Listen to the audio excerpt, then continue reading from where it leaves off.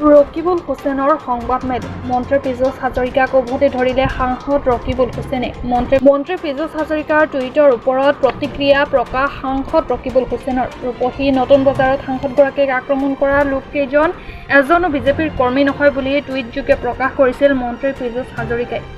সাংসদগৰাকীয়ে নগাঁও সদৰ থানাত 22জন অভিযুক্তৰ নাম এজাহাৰত দাখিল কৰিছিল যদিও চৰকাৰে বাছি 10জনৰ নামহে প্ৰকাশ কৰে বুলি অভিযোগ ৰকিবুল হুছেইনৰ। লগতে চৰকাৰে যিকেইজন অভিযোগকাৰীক নাম প্ৰকাশ কৰিছে সেইকেইজন গেং ৰেপৰ সৈতেও জড়িত আছিল। চৰকাৰে ঘোষণা কৰা 10জনৰ ভিতৰত মাত্ৰ 2জনকহে আৰক্ষীয়ে গ্ৰেপ্তাৰ কৰিছে। পাৰ্লিয়ামেণ্টাৰী এফেয়াৰ্ছ মন্ত্ৰী নহয়, তেখেতৰ হৈ মই এটা কথা ক'ব খোজোঁ।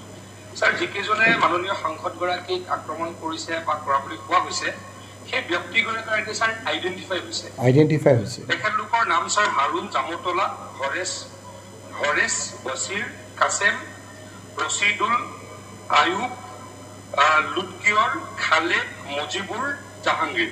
ছাৰ, তদন্ত প্ৰক্ৰিয়া চলি আছে। তেখেতে মাননীয় নামকেইটা পালে নহয়? এইটো সম্পূৰ্ণ আপোনাৰ সেই কিবা নাম কৈছে, সেই নামকেইটা ক'বলৈও লাজ লাগে। সেই নামকেইটাৰ ইয়াত কেইবাটাও নাম 376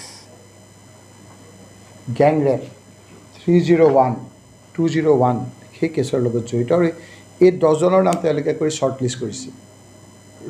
মই কৈছোঁ কি তেওঁলোকেই কৈছে 10জনৰ নাম, আমি দিছিলোঁ 22জনৰ নাম। আগতীয়াকৈ জামিন বিচাৰিছে 25জন, চৰকাৰে 25জনৰ পৰা 15জন কাটি দিলে। এতিয়া কৈছে তেওঁলোকে যে আমি সেইসকল বিজেপি নহয়। মই প্ৰমাণ কৰি দিলোঁ যে সেইসকল বিজেপি। এই ক্ষেত্ৰত মুখ্যমন্ত্ৰী ডাঙৰীয়াক কৈছোঁ যে আপুনি যিখিনি ইমান নিষ্ঠুৰ যিখিনি কথা কৈছে এই কথাবিলাক অকণমান কাণ সাৰ দিয়ক। আপুনি এনেধৰণৰ অত্যাচাৰ, মই সেইটো শেষ হৈ যাম মাৰি পেলাব, কিন্তু এদিন আপুনি এই কথাবিলাক সুঁৱৰিব যে আপুনি এনেধৰণৰ কাম কৰিব নালাগিছিল। কেৱল ক্ষমতা ৰাগিত মত্ত হৈ এনেকুৱা কৰাটো অনুচিত হৈছে। Thank you. তথ্য দাঙিলোঁ যে বিজেপিক তেওঁলোকে জইন কৰা বিজেপি কৰ্মী, যিকোনো ইনকুৱাৰী তেওঁলোক জলজল পত্ৰতকৈ ওলাই পৰিব।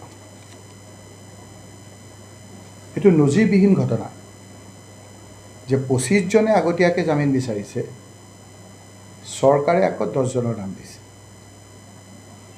তেওঁলোকে নিজেই জানে যে মই এইটোৰ লগত জড়িত। ইয়াৰ লগত আৰু কোন জড়িত হৈ আছে? এয়া হাইকোৰ্টৰ কাগজ, মোৰ নহয়। হাইকোৰ্টৰ কাগজত কি আছে? ইয়াৰ লগত 376 গেং ৰেপৰ লগত জড়িত ব্যক্তি,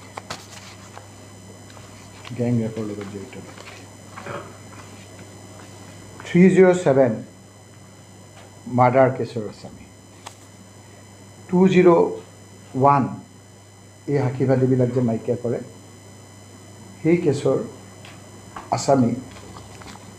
এইবিলাক মোৰ কাগজ নহয়, আমাৰ কোৰ্টৰ কাগজ। এই লোকসকল সেইবিলাকৰ লগত জড়িত।